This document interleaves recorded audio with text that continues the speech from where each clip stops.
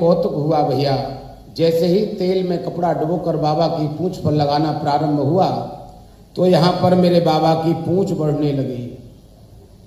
यहाँ पर एक सूत्र आता है, हम और आप ग्रस्त जीवन में कोई भी सज्जन हो ना, किसी सज्जन की प्रतिष्ठा रूपी पूंछ में अगर कोई दुर्जन आग लगाने की चेष्टा करता है ना, तो परिणाम में उसी का घर जलता है। यही हुआ। जैसे ही आग लगी बाबा की पूंछ में, बाबा ने छोटा सा रूप बनाकर अटारी पर चढ़े, फिर बहुत विशालकाय रूप बनाया और पूरी लंका को धू-धू करके जला दिया। जय हो। भोले बाबा यह कथा सुनाते हुए कहते हैं, देवी पूरी लंका धू-धू करके जल गई, लेकिन एक घर ऐसा था लंका में जिसको कोई नुकसान नहीं हुआ, वह नहीं जला। किसका घर था? विभीषण जी का। एक विभीषण कर गृह क्यों नहीं जला? देखो, जब प्रभु की शरणागति में हम अपने जीवन को समर्पण करके उनके सानिध्य में जीवन को जी रहे होते हैं, तो प्रभु का कवच हमको बचाता रहता है। जय हो।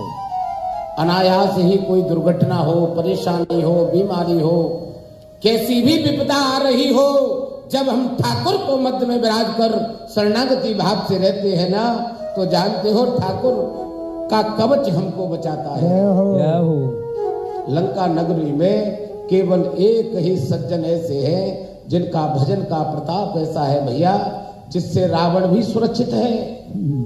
आप देखेंगे श्री सुंदरकांड में आगे, जैसे ही विभीषण जी को निकाला जाएगा, रावण ऐश्वर्य से विहीन हो जाएगा। जय हो।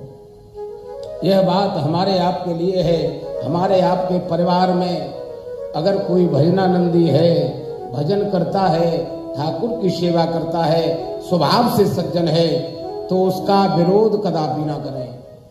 भले ही साथ ना देना, लेकिन भूल कर भी विरोध मत करना।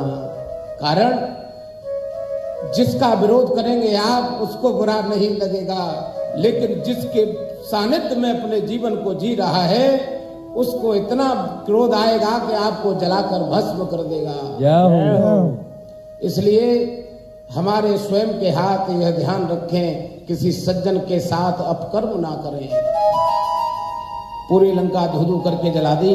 जलने के बाद बाबा समुद्र में पूंछ को बुझाए और माँ जानकी जी के आगे पेश हो गए। यहाँ पर मेरे बाबा जब माँ के सामने आए ना, तो बहुत छोटा सा रूप है। जय हो। यह बात हमको बता रही है क्या हम कितनी ही बड़ी पदवी पर विराजे हों, बहुत बड़े प्रतिष्ठावान हो जाएं, बलवान हो जाएं, पावरफुल हो जाएं,